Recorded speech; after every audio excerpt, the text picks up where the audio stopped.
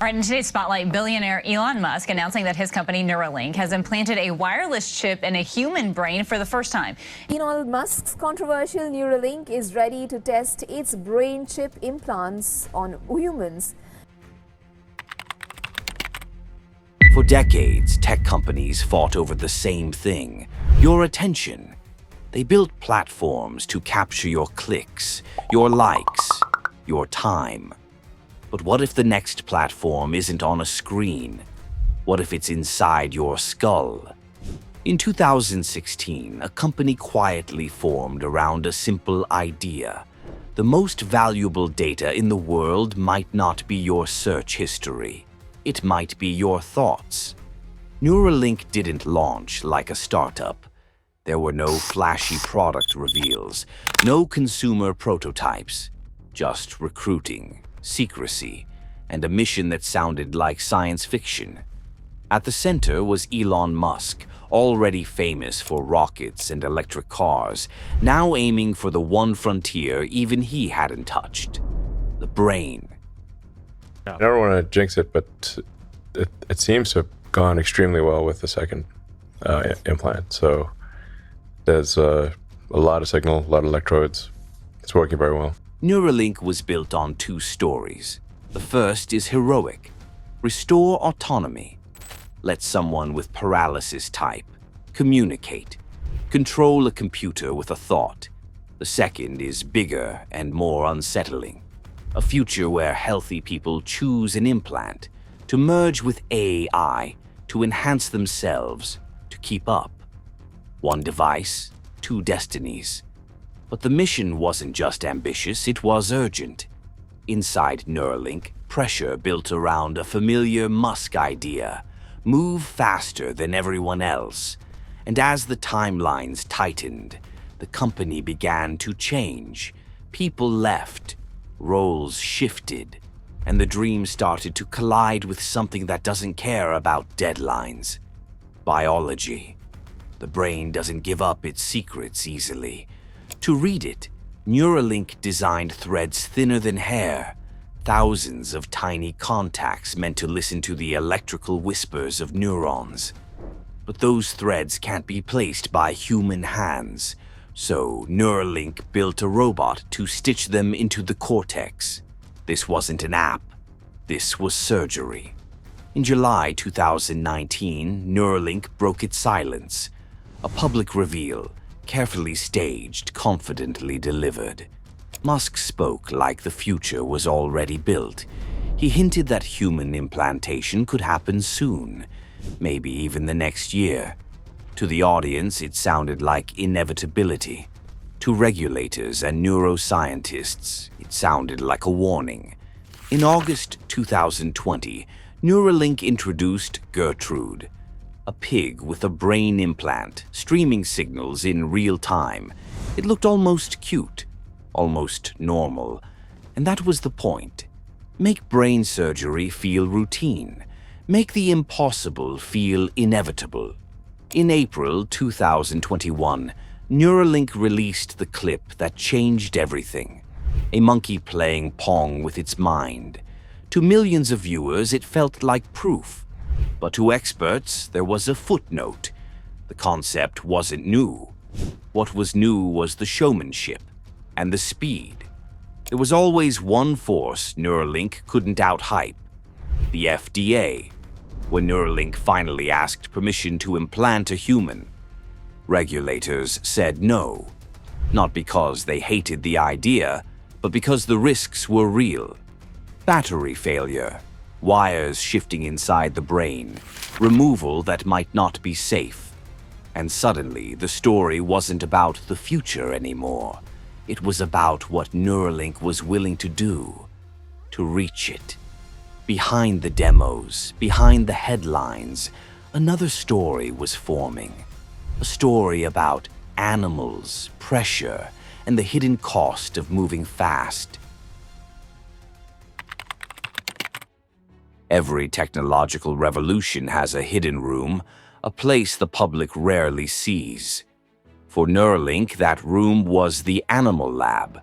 Before a human mind could be connected to a machine, Thousands of experiments would have to answer a single question. Can the brain survive this? Inside Neuralink, time was never neutral. According to former employees, deadlines weren't suggestions. They were ultimatums. Elon Musk demanded speed, constantly. The message was clear. This company wasn't allowed to fall behind. Not behind competitors, not behind expectations, not behind the future itself. Between 2018 and 2022, Neuralink's experiments involved a staggering number of animals. Internal records and later investigations would estimate the total at around 1,500. Monkeys, pigs, sheep, rodents. Not all deaths were unusual for biomedical research, but critics would later argue many were unnecessary. According to reporting and whistleblower accounts, haste led to errors. In one case, wrong-sized implants were used in pigs, a mistake that rendered the experiment useless. All of the animals had to be euthanized. The data was lost. The timeline didn't slow down. Every U.S. research lab is required to have an internal ethics board to protect animal welfare. At Neuralink, that board was overwhelmingly made up of Neuralink employees themselves.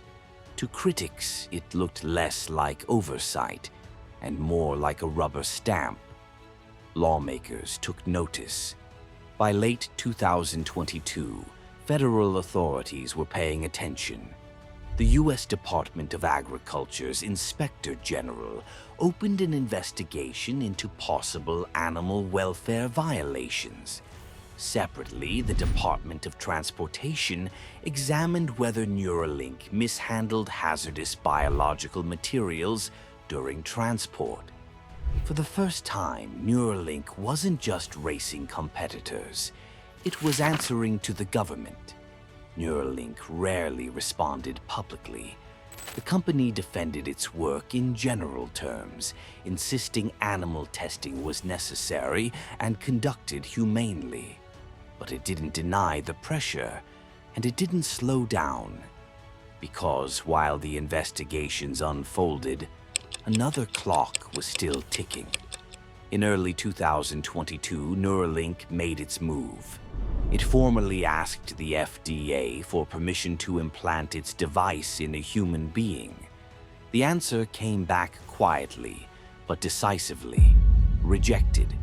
The reasons were stark. Battery risks, wires that could migrate inside the brain, and serious concerns about whether the device could ever be safely removed.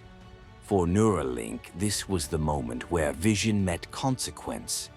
The demos weren't enough. The hype wasn't enough. If this technology was going to touch a human mind, it would have to survive scrutiny first. After months of revisions and additional data, Neuralink tried again. In May 2023, the FDA approved a small, tightly controlled human trial. Not a victory lap, a test.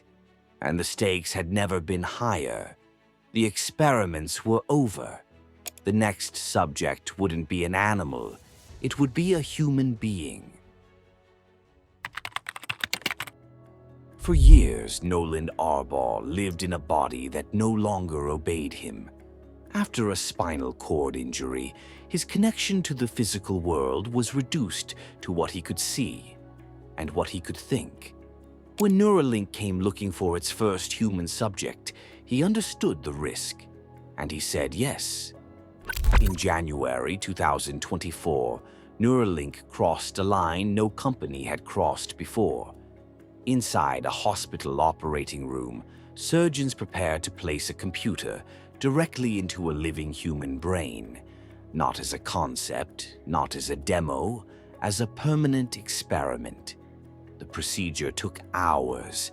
Thousands of microscopic threads were stitched into the motor cortex, each one thinner than a hair. The robot worked faster and steadier than human hands ever could. There was no second chance. Every movement mattered. When Nolan woke up, the chip was already listening. Neural signals, once trapped inside his skull, were now being captured, translated, and streamed wirelessly. For the first time since his accident, his thoughts had a new path out of his body. At first, nothing felt natural. The system had to learn his brain, and his brain had to learn the system. But slowly, patterns emerged. Thoughts became motion. Intention became control. Within weeks, Neuralink revealed the results.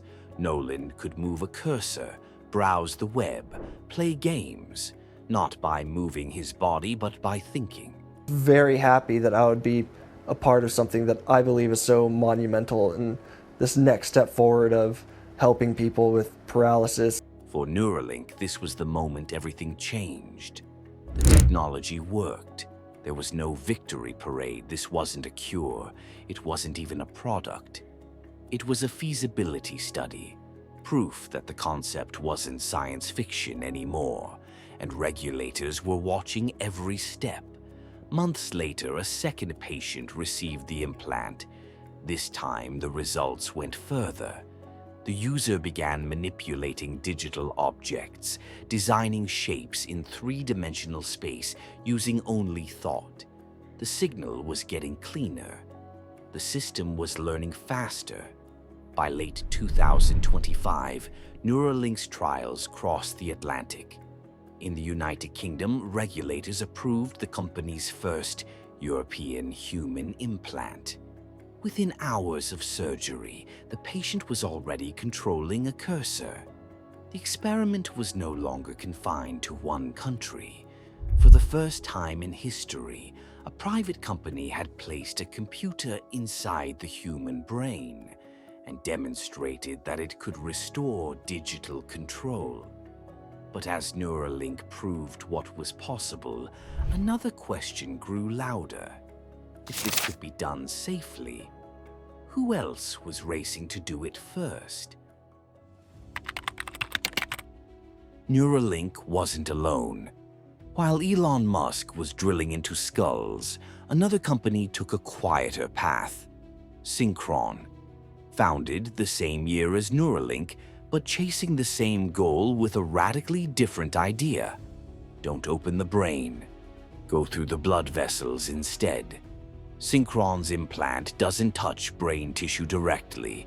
It sits inside a blood vessel near the motor cortex, listening from a distance. Fewer signals, lower resolution, but dramatically lower risk. No open brain surgery, no skull reconstruction, just a catheter and time. In July 2021, 2 years before Neuralink received approval, Synchron implanted its device in human patients. People with ALS, people with severe paralysis. They learned to type messages, send emails, control computers with their thoughts. No spectacle, no viral videos, just quiet progress. Neuralink had the spotlight, Synchron had the timeline. One promised the future, the other delivered the present, and regulators noticed. By 2024, Synchron was preparing larger clinical trials. Dozens of hospitals expressed interest, not to enhance intelligence, not to merge with AI, but to give paralyzed patients something simple and priceless: independence. And yet, Neuralink's approach remained unmatched. Thousands of electrodes, high-bandwidth signals, a path not just to control a cursor, but potentially to write information back into the brain. Touch, vision, sensation. Synchron was safer. Neuralink was more powerful. Governments had been funding brain-computer research for decades, not for enhancement, but for recovery, for injured soldiers, for prosthetics, for survival. Now, private companies were pushing faster than public institutions ever had, and the implications reached far beyond medicine. Around the world, nations began paying closer attention. brain-computer interfaces were no longer academic experiments. They were becoming strategic technologies. Whoever mastered them first wouldn't just treat patients, they would shape the rules. As the race accelerated, one question stayed mostly unasked. If companies can read intent, if thoughts can become inputs, what happens to privacy when the interface is you? By late 2025, the line had been crossed. The human brain was no longer isolated, it was connected. And whether through a skull or a blood vessel, the message was clear.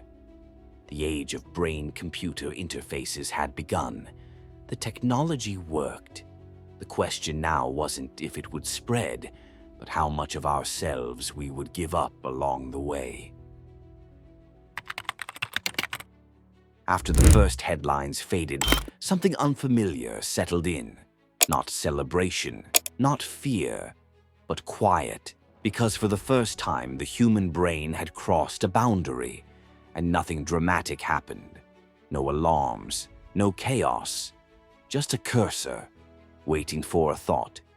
Neuralink did not cure paralysis. It did not unlock superintelligence.